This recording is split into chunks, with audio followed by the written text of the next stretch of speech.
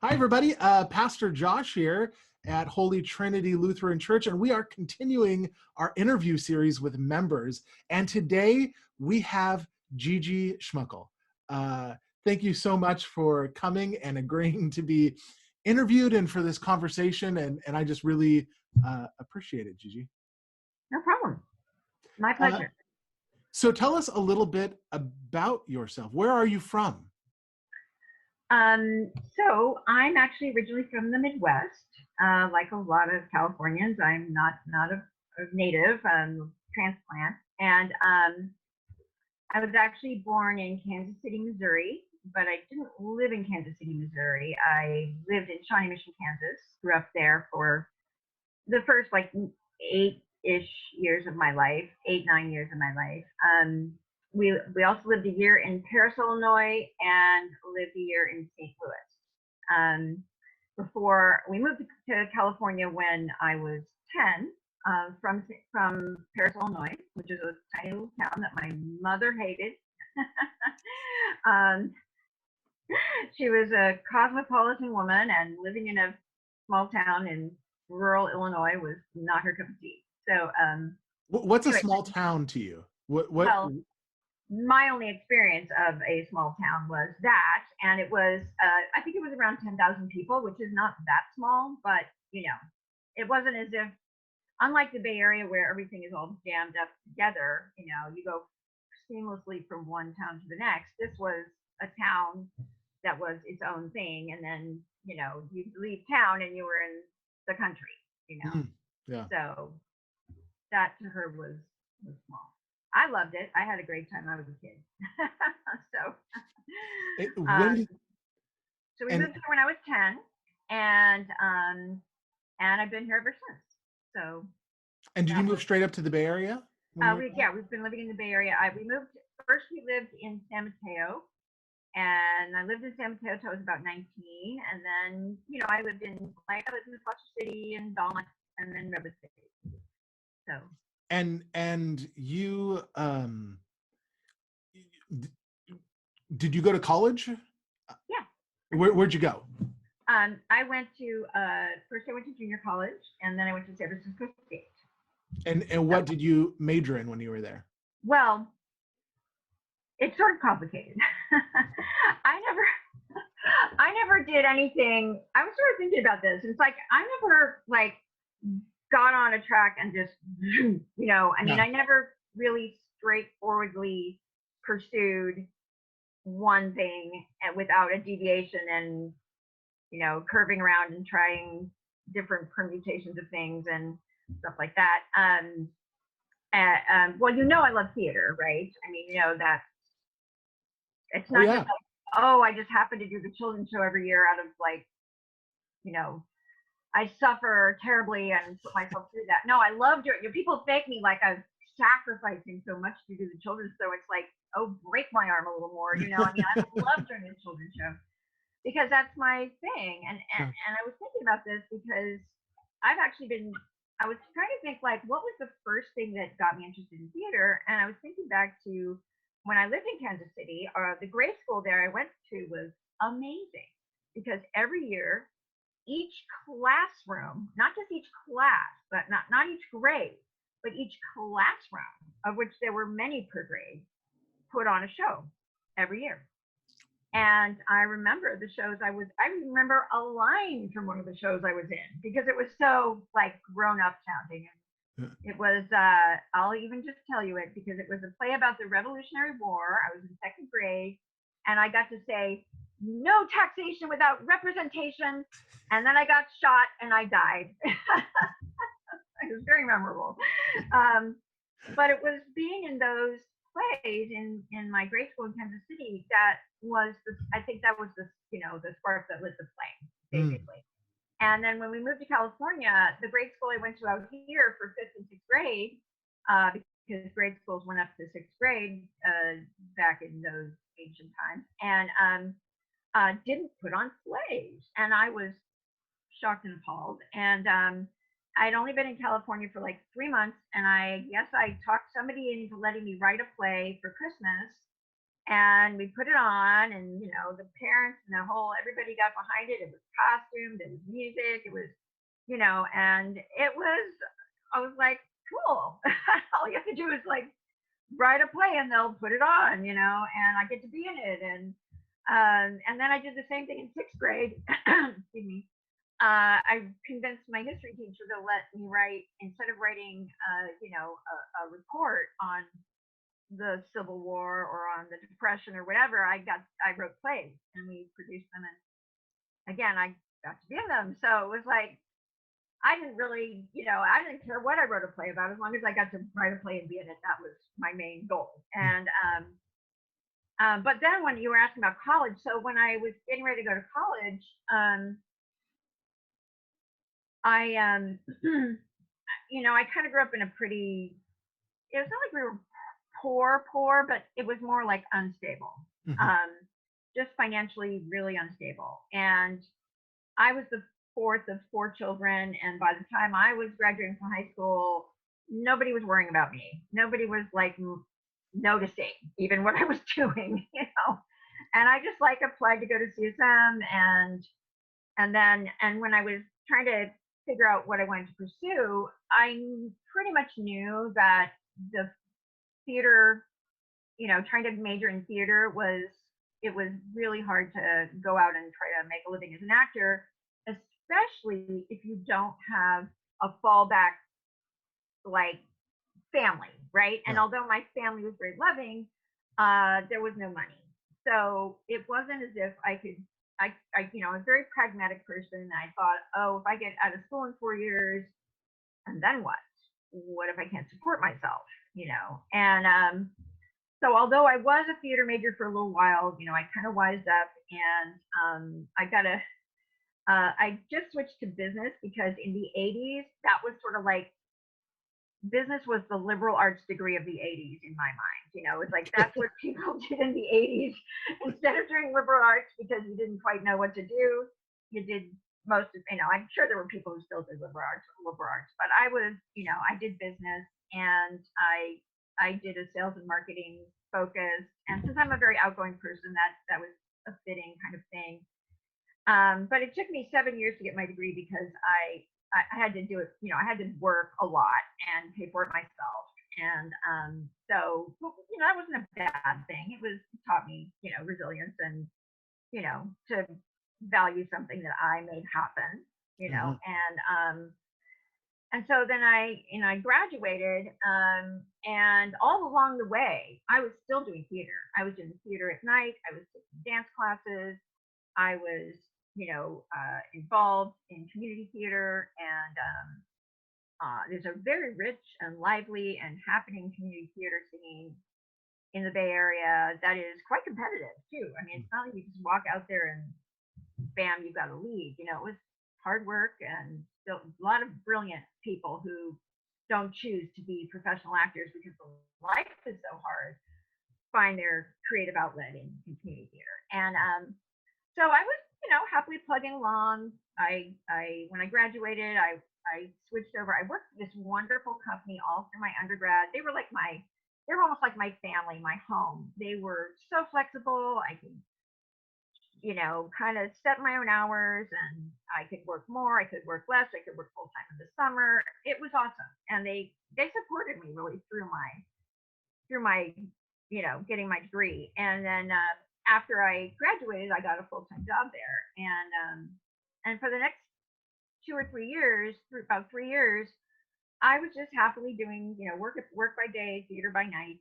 And then when I was 28, I found out about this thing called an MFA, which probably most people know what that is, but in case people don't, most people know what an MA is, Masters of Arts. Well, an MFA is Master of Fine Arts, and I didn't know what the difference was. I had never heard about it before. And basically the difference, as far as my understanding of it, is that an MA is maybe go get an MA in theater.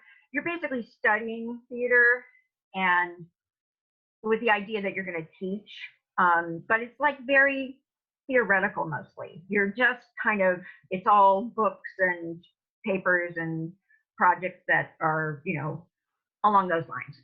Whereas an MFA is for theater is the highest performing degree you can get. Mm. So it's a 3-year program usually instead of 2 years. You do a lot of in-depth theory work as well, but it's all geared around performing or directing, or if you're a costumer, it's around the building of the costumes and learning practical application. And and there, of course, there are MFAs in fine art as well, and that's where you're painting and sculpting and all that sort of thing. Anyway, so I heard about that when I was 28, and I was just like, I want to do that. And so here I have a business degree. I've been practical. I'm 28. For 10 years, I have supported myself, got my degree, worked hard.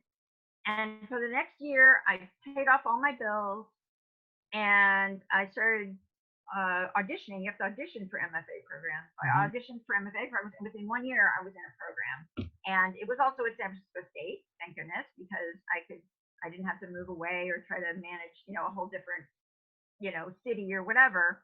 Right. And I got my MFA in theater in 3 years, and it was the happiest time of my life, absolutely, bar none. And during this time, you got married? No, I didn't meet Peter until I was 34, and I graduated my MFA when I was 32. And I actually went back to work at the same company after I graduated with an MFA, because I never really went back for my MFA with like, I'm going to do this with it. I was just like, I just want to get that. I just want to have that experience. It was like, I'm going to put my own sort of inner kid through college. Yeah. Because before I had to put my inner adult through college. Yeah. I had to be very grown up about it and be very practical. And this was like, no, I'm putting my kid through college this time. And I did it. And I even studied in London for a semester, which was all Shakespeare and Shakespeare oriented stuff, because I love Shakespeare. We had a semester in our 3rd year where we could choose to do whatever we wanted. And I thought to myself, well, I'd really love to study Shakespeare in London. And I looked into it, and I mean, it's dreaming big, what the heck, and I found a program in London for 1 semester. It was very convenient. It was full, it was not like you had to take more than 1 semester. It was all fully contained in 1 semester. And it was like Shakespearean acting and restoration acting, which is another period of, period acting, basically. And, things like stage fighting, which was a total unbelievable. That'd be so cool. Thing to do. It's like dancing with a sword. It's choreographed, and it's a fight, and you have to act it, and you have to make it all work. It was so cool. And I went to millions of plays while I was there, and it was just fantastic. I just had the best time. But then when I came back and I graduated, I went back to work at the company I'd been working for, and then paying off my bills. I had some student loans I had to pay down, and I really hadn't decided what I was going to do with my MFA. If anything, I went back to school for my MFA thinking, if I don't do anything with this, I don't care. I'm just doing it because I want to do it for me. Yeah. And then I met Peter, and we met in a Shakespeare play, of all things. Which one? A little Comedy of Errors. That's awesome. If you interview him, he can tell you more about his side of his. He's an actor too. I don't know if you knew that about him. Oh yeah, I did. Anyway, not everybody knows that about him. He seems like the shy trumpeter, and but he's quite an amazing actor. His clowning abilities on stage are just mind blowing. Just really incredible. That's cool. Anyway, so we met in that play, and then, well, I don't know if I can say this part out loud, but so we moved in together. Okay. A year later, and then we but before we got married, we dated for 3.5 years, lived together for 2.5 years, but after we'd been living together about a year, I was able to quit my job with his support and his encouragement. I quit my electronics company job, and I was able to start teaching at Foothill and costuming, teaching Ooh, costume yeah, here. that's Yeah, cool. That's yeah. awesome. So it was like I probably wouldn't have had the guts to do it because it's the pay cut was enormous, and thank goodness he supported me in that, and I was able to do that. So sorry, that's the long way around to my college career. It was No, that's very great. I yeah. think that's we get to know about you and a little bit about you this passion that you have. Do you have um, do you have any plays right now that you really love, or plays that you go back to? Is there anything new right now that you're like, oh, I really how? I guess I should say, what's your theater life like right now? Like, do you still get to go to the Oh theater often, or do you? Uh, well, there's not a lot of options right now, yeah. right? Because we can't. I mean, I will say one thing. Before COVID-19, you know how most people go to the movies a whole lot during the course of a year, or at least most people who aren't maybe parents of young children, unless they're just going to see Disney movies.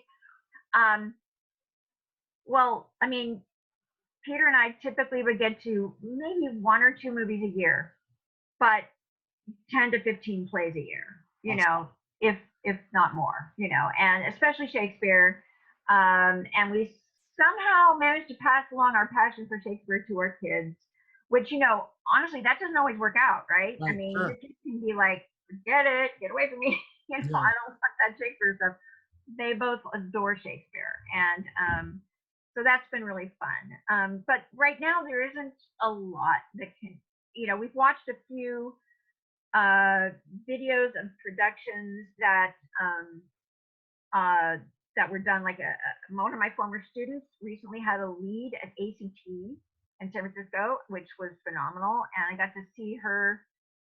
We were going to go see her in person, and then they shut it down. So we watched a video of it. And another friend was in a show at TheaterWorks, which we watched.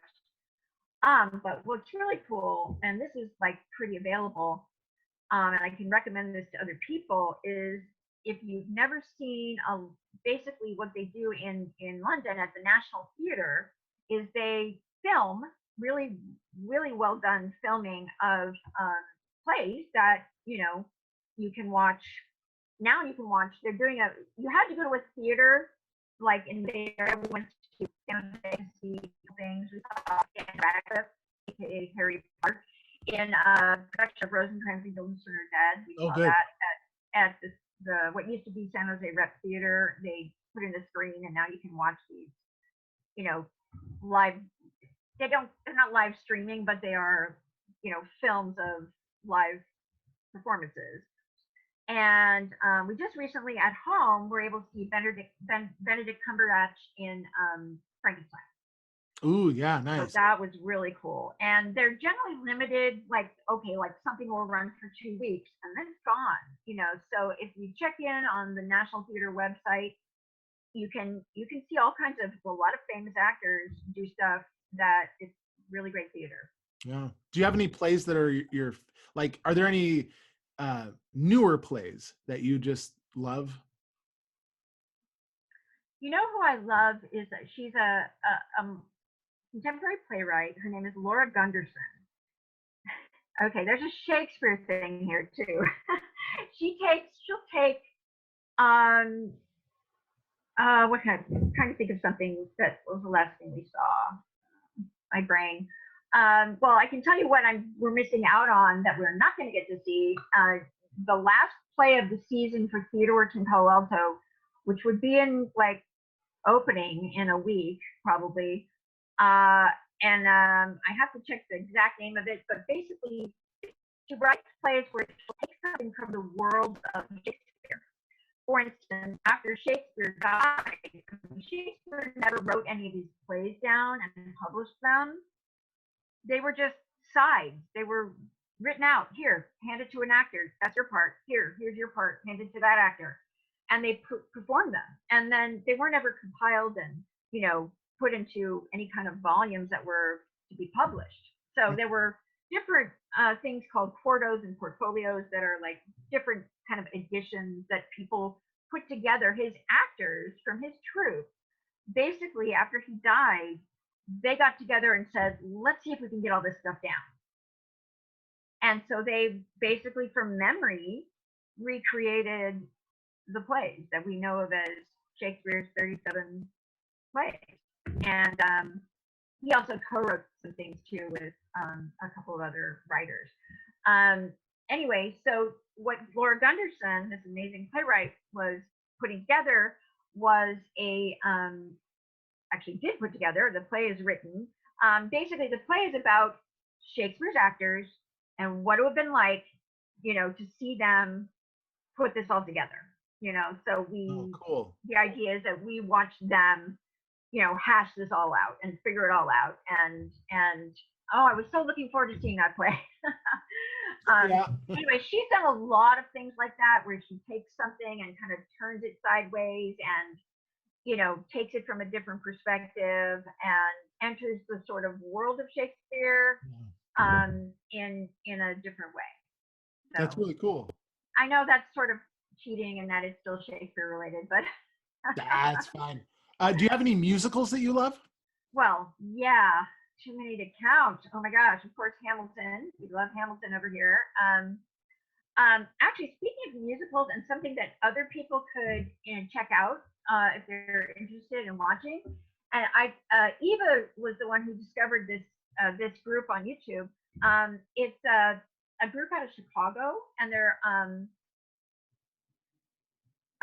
anyway, they write original material, original musicals, and perform them. Now, as to what they're not creating any new material right now, obviously, but there's all this stuff.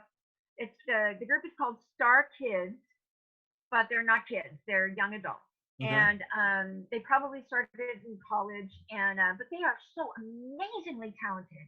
Yeah. And two of my favorite musicals that they've done, and just watch them on YouTube, just connect it up to your TV, and they're so well filmed. It's not like watching a videotape of your kid's middle school production of Annie Get Your Gun or something. It's really amazingly done. They film it with the whole idea of this is going to go up on YouTube, Yeah. And my two favorites are Black Friday and The Guy Who Didn't Like Musicals.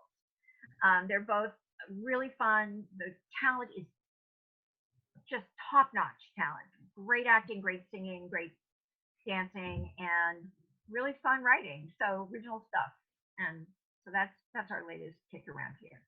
That's cool. And so for musicals, is there one that you what's your comfort musical? What's the one that you like, I could watch that or listen to that music anytime?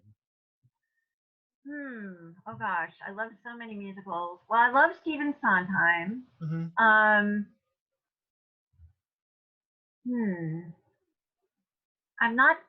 I'm not terribly good at answering that question, Pastor Josh, because I don't pick and choose very much. I'm not actually, okay, so like I wouldn't call it comfort.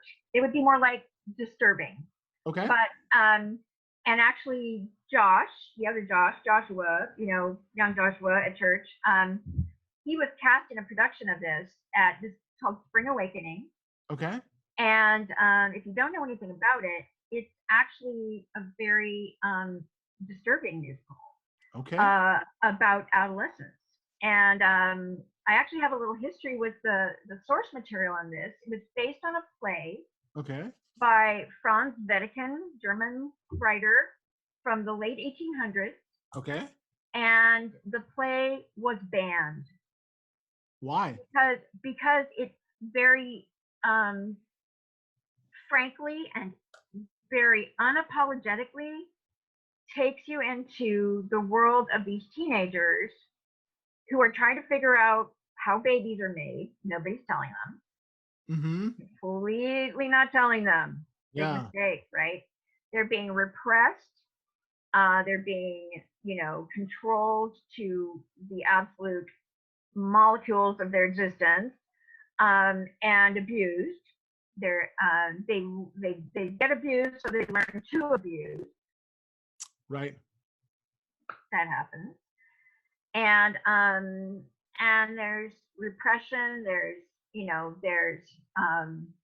yeah, suicide. It's dark.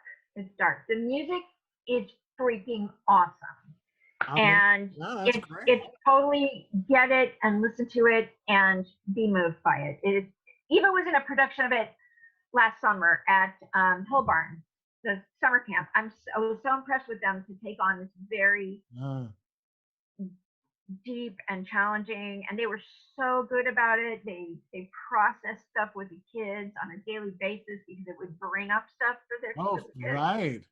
you know. All the things of adolescence Yes, that kids need: freedom, they need to be able to process, they need to be able to uh, learn how the world works, right? And if mm-hmm. that's all just being shut down in them, Yeah, and if yeah, they have good role models, if they're being abused, they're going to process it by abusing others, right? And yeah, so, yeah. like, yeah, wow, that's great. I mean, It is truly amazing, and yeah. So not exactly comfort, but it's I good. like things that get you going, that emotionally affect you, Right, right. and that's why I like theater, because it's more about that for me. But Uh, I totally recommend even just getting a CD of the music or downloading it or whatever way you like to partake of your music, because it is so compelling to listen to yeah. and heart wrenching. And I want to say one last thing about it. What? What's wonderfully interesting about it is that the kids kind of pair off. There's a couple of different couplings of kids and stuff that either work or mostly don't work, Mm-hmm. because it makes Adolescence. sense, right? The only coupling that works are two young boys Oh, who that's wonderful. decide, you know, we just fly under the radar. We won't get caught, and they're the only happy story Mm, in the whole thing. And right. that's from 1880s, 90s, and it's like, yes.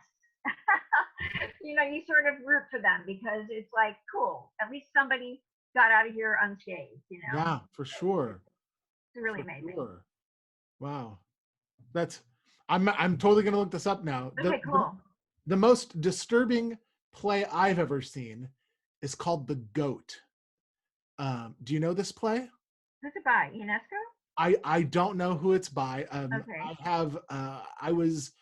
I'd stayed in touch with my theater teacher and his family from high school, and his son Uh-huh. was in this play. And oh no, he was in the play. Sorry, my drama Oh, teacher okay. was in the play. Cool. And you're the basic premise of it is that a father has an affair with a goat. um Okay. right, and you're and it and what's fascinating about it is you're watching this family's life fall apart. I mean, you're just watching this whole family's life fall apart. But really, the goat could have been anything. Yeah. It could have been anyone. It could have been anything, right? It was Like actually alcoholism or right. It was like just a place filler for mm, this destruction of the family.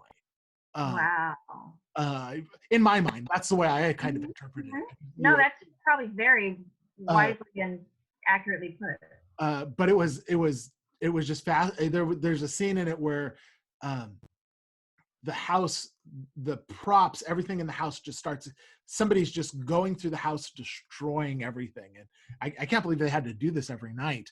But Wow. like taking vases off the wall, and it wasn't just one or two things, Mm. it was almost like they destroyed the whole Oh, every time. It was carnage. fascinating and disturbing. Oh man, it was so disturbing. Oh, um I'm gonna have to look that one up. oh, for Okay, sure, you do give it. me something to look into, definitely. On a happier note, my favorite musical is the Scarlet Pimpernel. Uh, I've never heard it. oh, this is something for you Is to that Gilbert and Sullivan? uh, possibly. Okay. Does it have a It, lot of patter songs, a lot of patter back and forth kind of thing? That's it's the hallmark. I'll have to look it up and tell you later. Okay. But it's very pop musically Uh-huh. musical. type of thing, it's not, it'll remind you of a lot of other musicals. Okay. In my mind it does, right? Cool. So but I love the Scarlet Pimpernel. It's Okay. based on the book, That's great. but it's just some of the music is just, I just love, and I would sing some of the songs to my children at night, Neat. so yeah. Okay, let's Okay. not talk about musicals anymore. Let's talk Okay. about Faith. well, let's get to, before we get to Faith, Okay.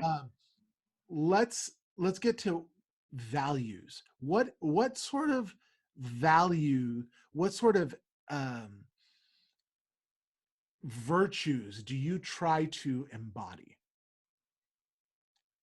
for yourself, maybe for your children? Just like, who is it, the person that you, when you think of, this is who I want to be, what does that person look like? You mean like picking a role model, value, like someone Like outside values, myself? like Oh. attributes, Oh, okay. virtues. Sure. I would say that honesty is a big one for me. And it's interesting because Eva interviewed me yesterday for a history assignment. Okay. And we kind of covered the stuff for the history part, but then we were just kind of talking, and the conversation just meandered on wonderfully all over the place. And I don't know how we got to it, but somehow we got on the subject of being able to admit you're wrong, or that you made a mistake, and I told her that when I made a conscious effort, that by this, it probably wasn't when they were too young to understand, obviously, but by the time they were old enough to understand, I made sure that if I did something that I felt wasn't right, or was a bad decision, or was unfair, that I would tell them I made a mistake, and I wish I'd done X instead of Y, or and that and I would apologize to them if I felt. And it's not like I was groveling on my knees every day. It was more just about owning up to, hey, I've never been a parent before, and this is a learn as you go kind of thing. You don't get to like have a trial run first, and I didn't even get to have a practice child and then a second one to do better on. I had to do it all in one time, with two children, because you have twins. Yes.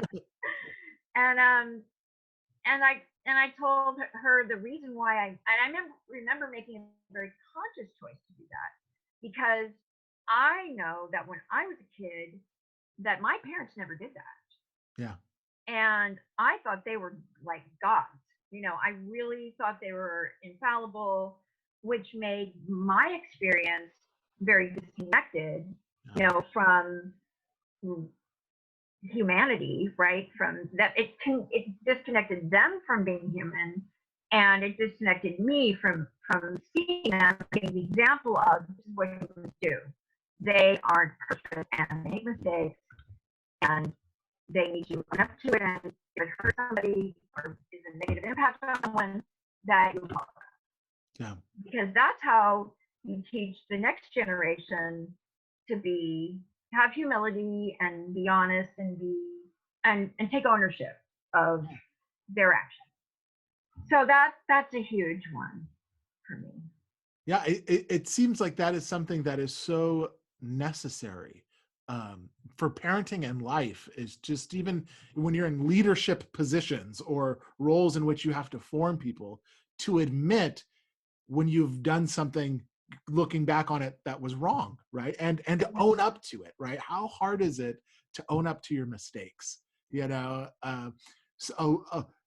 know sometimes I don't want to do that, especially with my children. I just want them to listen, or and but I think that's a great trait to have, and I think so necessary now, especially in our I think our even our, I don't want to get involved in politics, but in our own political climate, where you can't admit that you're wrong, or it's seen as weak, right? Or seen as that you're somehow less, Really? um, so that you model that for your children seems to be a really, I think it's a beautiful characteristic. I think it's really well, uh, that's great. I just, after years of therapy from my own dysfunctional family, I had a chance to, like, one advantage of being a very advanced age parent is that I had a lot more time to, like, think about and reflect on stuff that didn't really work out so well, Yeah. when I was a kid, and then go, okay, well, how could I do that differently, and yeah, I mean, I think you not only are, I think the mistake people make is to think that they look weak, when actually Yeah. it makes you stronger and it makes people more endeared to you. I mean, just to bring up one political thing was that I don't watch him all the time, but I've watched a number of Gavin Newsom, our governor's updates, Mhm. right, where he talks about what's going on, and it was a few weeks back, maybe 3 weeks back or something, where he was talking about something, and then he said, "Oh, that one's on me. That was my mistake, and Yeah. I corrected that." And it's like, oh my gosh, how refreshing. It's Right. like, I respect him Yeah. because nobody's perfect. And for anyone to come off as if they never make mistakes, well, I don't even want to hear any more out of them at that point, if they just never, ever, ever can admit to a mistake, because that's just completely unreasonable. Everyone makes mistakes. Totally. And, I value someone more who can admit their mistakes and take corrective action. We're going to do this differently. You know. Yeah. That's well said. Um, so what is faith to you? How would you define faith? How would you say maybe your faith looks like? Um, what is that for you? My faith is imperfect, pretty much. Yeah. It's imperfect. And kind of like my college career, my faith was never, I sort of maybe envy those people who I've heard talk about, they were like practically conceived in the, in the womb of the church, so to speak, and they just came out and they've just been going to church all their lives, and I just, that wasn't the case, and although I do come from a long line of Lutheran ministers, and in fact probably had a horseback minister ancestor back there somewhere in the 1800s. Wow. I've heard that. I don't know who he was, but I've heard that story told. And my dad's father was a Lutheran minister in the South and had a church that he did, all the services were in German, and so yeah. But I grew up in the Midwest, and I don't even know if there was, I don't know when the ELCA came into existence, but when I was a kid, and my dad worked for the Lutheran Church, he was director of Christian education. That was his job title. And he wasn't an ordained minister, but he had his master's in divinity. And but when I was about 9 years old, my mother, who was a rebel with a cause all her life, she finally had it up to here with the hypocrisy and politics of the Missouri Synod and that particular church. Oh. And she just flat out quit. She said, "That's it. I'm not going anywhere." And my dad worked for the church. This is like not comfortable, right? She quit. And, I was 9, and my brothers, we were all like, okay, my mom didn't go to church. So, you kind of do what your mom does when you're that age, And so we stopped going to church, and my grandmother would tell us we're all going to hell. And yeah, it was, and of course, that doesn't endear you. That doesn't bring people over to your cause to tell them they're going to hell, okay? Right. Because they don't go to church. Right. I never stopped believing in God, but I didn't have any outlet of any kind when I was young. Mm-hmm. And then in my 20s, I kind of tried to seek out some churches, just kind of on my own, like, believe it or not, just on my own. Like, nobody kind of, influenced me. but unfortunately, I went to a couple different places, and I ran into what I call uncharitably churchy people, and that's people who sort of swoop down on you, and they're all about showing off how churchy they are, and it was very off-putting, and that was the end of that. And then, but then something happened when I was in my late 20s. That was kind of amazing, and I had just gone through a breakup with a boyfriend, and he rather brutally broke up with me, very brutally, and not physically brutally, just emotionally brutally. I was at my apartment. I'm sitting on my bed, just sobbing my heart out. And while I was sitting there, I felt this physical presence behind me and enveloping me into this Mm. incredible hug. And there was nobody there. Mm. And it was not the middle of the night. It was in like an afternoon, and it was completely real. I don't know if it was Jesus or an angel or just a wonderful spirit, but it felt very wonderful and very loving. And had I been an unbeliever at that point, I would have become a believer. Mm.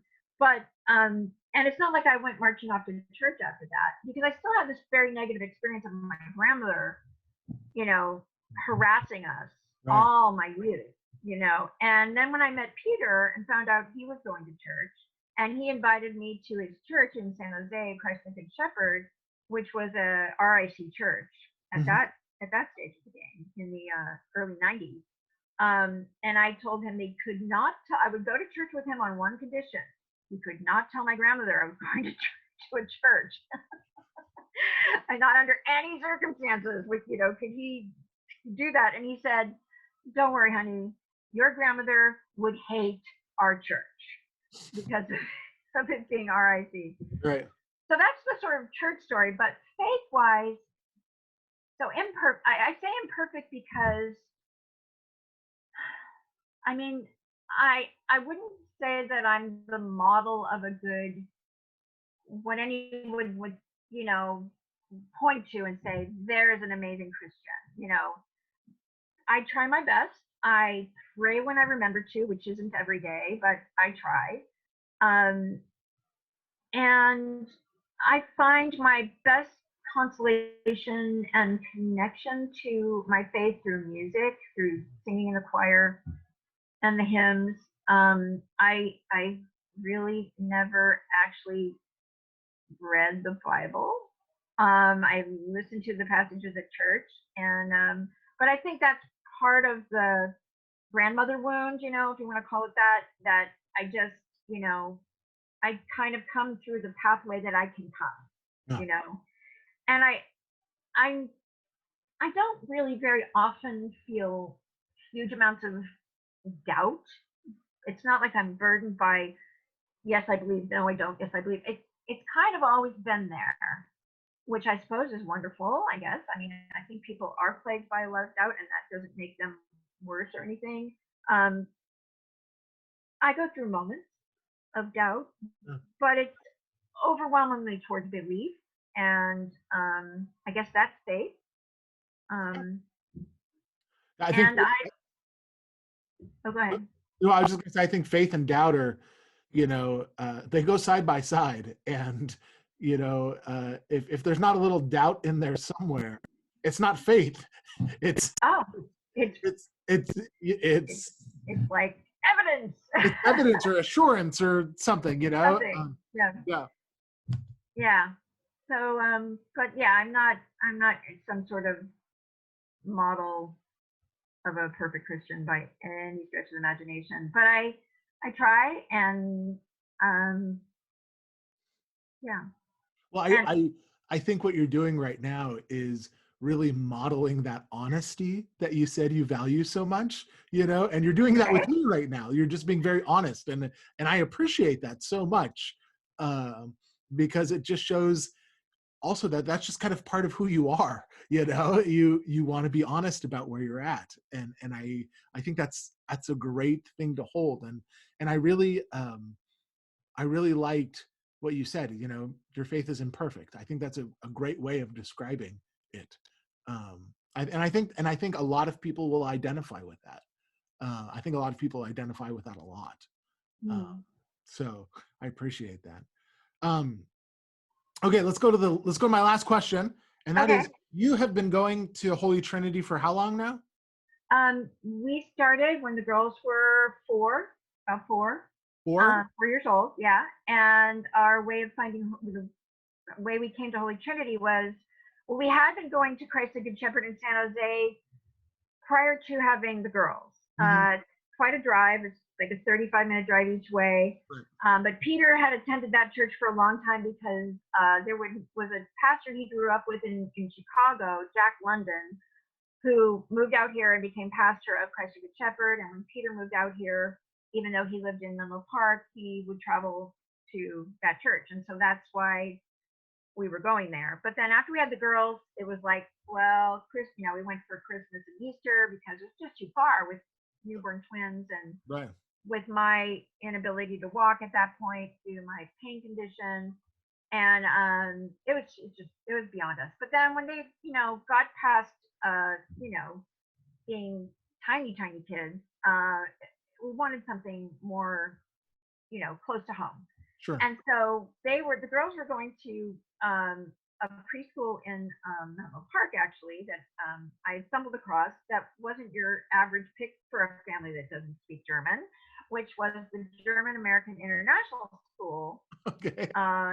In Menlo Park. And neither Peter and I speak German. We're both German by heritage, but anyway, but when I went there to visit the school, I was just struck by it. It could have been the Swahili American. I would have put my kids in there. It was just an amazing school. Amazing.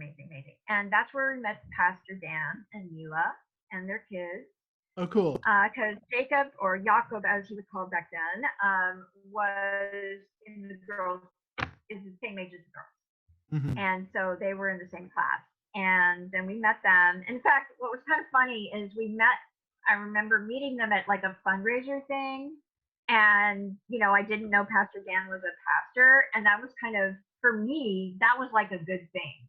Because, I had always had a little bit of that, who are you? Okay, run, from my youth, and so it was like, oh, he's like a normal person. OMG, that's amazing. Right. So when we met them, it was just really pleasant. And, I find out after the fact, he's a pastor of a Lutheran church. And so we were kind of auditioning a few churches to see what the best fit would be. And then when we came to Holy Trinity, that was the best fit. Yeah. So that's how we found Holy Trinity, and been there since the girls were 4, so that's 13 years now. 13 years. And what are your hopes for our congregation? Do you have any hopes for our congregation? More children. Mm-hmm. More children. What? Tell me what. Oh, selfishly. The Christmas pageant. I was about to say, I feel like for a small church, we have a lot of children. Oh, we do. But I get it. Christmas pageant. Yeah, we can always. Yeah, it's all about the Christmas pageant. Oh, I guess church is about other things than the Christmas pageant. All right. Gigi, I am so grateful that I got to spend some time with you and that we could talk about all of this stuff. So thank you so much for agreeing to be interviewed and for these great stories. I appreciate it. Totally fun for me.